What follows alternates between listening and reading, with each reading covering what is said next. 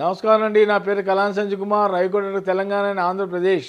ఈ మధ్య కాలంలో తెలంగాణలో కూడా చాలామంది అపార్ట్మెంట్స్ 22 క్యాపిటల్లో పడిపోవడం జరిగింది. నిషేధ జాబితాలో అవి కూడా ల్యాండ్స్ కాదు, ప్లాట్ అపార్ట్మెంట్స్. షాకింగ్ న్యూస్ ఇది. చాలామంది ఆందోళన ఉన్నారు. ఎప్పుడూ లేదు. 30 సంవత్సరాల కింద చాలామంది ఏదైతే అపార్ట్మెంట్స్ కొనుక్కున్నారో వాళ్ళన్నీ కూడా ఎట్లా పడ్డాయో తెలియదు, 22 క్యాపిటల్లో పడ్డాయంట. ఇప్పుడు చాలామంది రిజిస్ట్రేషన్స్ ఆగిపోయినాయి.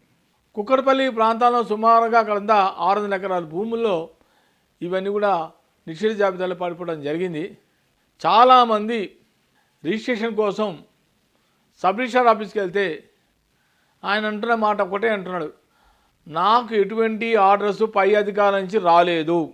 పై అధికారుల నుంచి వచ్చి నాకేమైనా ఆర్డర్ కాపీ ఇస్తే తప్ప నేను ఈ 22 క్యాపిటల్ నుంచి నేనేం చేయలేను స్పష్టంగా చెప్పాడు ఆయన. చాలామంది మీడియా వాళ్ళు కూడా వెళ్ళి సబ్ రిజిస్ట్రార్ వాళ్ళని అడిగితే కూడా ఆయన మాట అదే మాట, నా చేతిలో ఏమీ లేదు.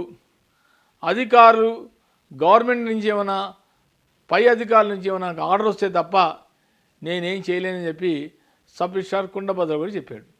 అసలు ఎవరు చేస్తున్నారు ఈ పని?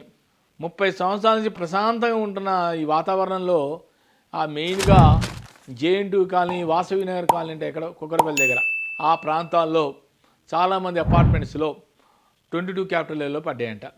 ఏదైనప్పుడు కూడా ప్రభుత్వాలు, ఎడ్యుకేషన్ మినిస్టర్ కూడా జాగ్రత్తగా దీని మీద పరిశీలించి రెవెన్యూ అథారిటీస్కి పిలిపించి మీటింగ్స్ కండక్ట్ చేసి సర్వే రిపోర్ట్స్ తెప్పించుకొని అసలు నిజంగా వాస్తవంగా ఈ 22 క్యాపిటలే నిషేధ జాబితాలో ఉన్న భూములా, పట్టా భూములా ఏంటో అనేది ఆయన క్లారిటీ తీసుకొని తక్షణమే ఆ 22 క్యాపిటల్ నుంచి ఒకవేళ పట్టా భూములు అయితే రిమూవ్ చేయమని చెప్పి ఆయన ఒక జీవో పాస్ చేసి ఆ జీవో కాపీ సబ్ రిజిస్ట్రార్ కనుక ఇస్తే తక్షణమే ఆయన కూడా 22 క్యాపిటల్ నుంచి తీసేస్తాడు. ఇది అయినప్పుడు కూడా ఈ నిషేధ జాబితాలో రావటం అనేది చాలా బాధాకరం.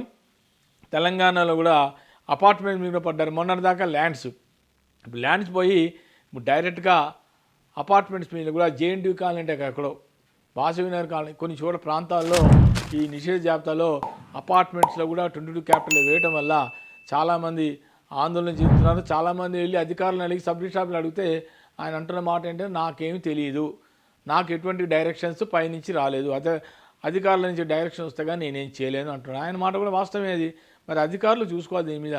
ఇక్కడ మన తెలంగాణలో కలెక్టర్ లేదు. ఇక్కడ మన తెలంగాణలో ఆర్డీఓకే ఇచ్చారు పవరు. ఆర్డీఓ, ఎంఆర్ఓ వీళ్ళే చూసుకొని తక్షణమే ఈ 22 క్యాపిటల్ నుంచి ఎవరైనా పడిపోతే అవి పరిశీలించి ఒక లిస్ట్ లాగా తయారు చేసుకొని ప్రభుత్వానికి అందజేస్తే ప్రభుత్వం దాని మీద మినిస్టర్ గారి దగ్గరికి లిస్టు చూపిస్తే మినిస్టర్ గారు అంతా పరిశీలించిన తర్వాత అప్పుడు ఆయన డైరెక్షన్ ఇస్తాడు. డైరెక్షన్ ఇచ్చిన తర్వాత మనం అనుకోవడం మరి డైరెక్ట్గా జీవో ఇవ్వాలన్నా జీవోనే ఇవ్వచ్చు, లేదా అసెంబ్లీ మీటింగ్ పెట్టి ఇలాంటివి జరిగినప్పుడు అలాంటివన్నీ చేస్తారు. ప్రభుత్వం యొక్క వాళ్ళ చేతిలో ఉంది పని. మరి తక్షణమే ప్రభుత్వం త్వరగా యాక్షన్ తీసుకొని ఈ 22 క్యాపిటల్ ఏవైతే అపార్ట్మెంట్లు పడ్డాయో త్వరగా తొలగించాలని కోరుకుంటున్నాను. నమస్కారం.